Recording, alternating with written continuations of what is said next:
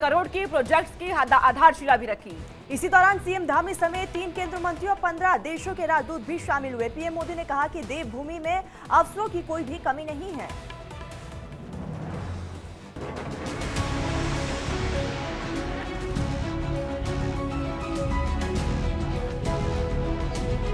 Uttarakhand investors summit का उद्घाटन करने देहरादून पहुंचे पीएम मोदी का शानदार स्वागत किया गया। रोड शो के दौरान प्रधानमंत्री पर फूलों की बारिश की गई। इस दौरान पीएम मोदी ने 44,000 करोड़ रुपए के प्रोजेक्ट्स की आधारशिला भी रखी। पीएम ने अपनी केदारनाथ यात्रा का जिक्र करते हुए कहा कि 21वीं सदी का तीसरा दशक उत्तराखंड का है।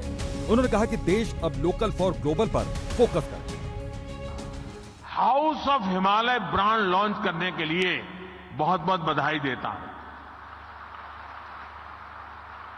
ये उत्तराखंड के लोकल उत्पादों को विदेशी बाजारों में स्थापित करने के लिए बहुत अभिनव प्रयास है। ये हमारी वोकल फॉर लोकल और लोकल फॉर ग्लोबल की अवधारणा को और मजबूत करता है। पीएम मोदी ने विधानसभा चुनाव में बीजेपी को मिली बम्पर जीत का भी जिक्र किया।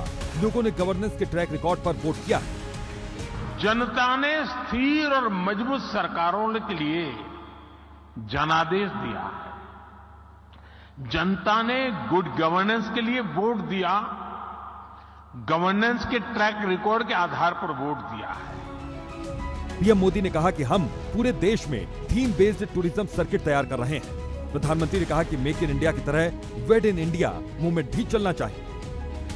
जो शादी होती है ना, वो जोड़े ईश्वर बनाता है, ईश्वर तय करता है जोड़ा। मैं समझ नहीं पा रहा हूं, जोड़े जब ईश्वर बना रहा है तो जोड़ा अपने जीवन की यात्रा उस ईश्वर के चरणों में आने के बजाय विदेश में जाकर के क्यों करता है?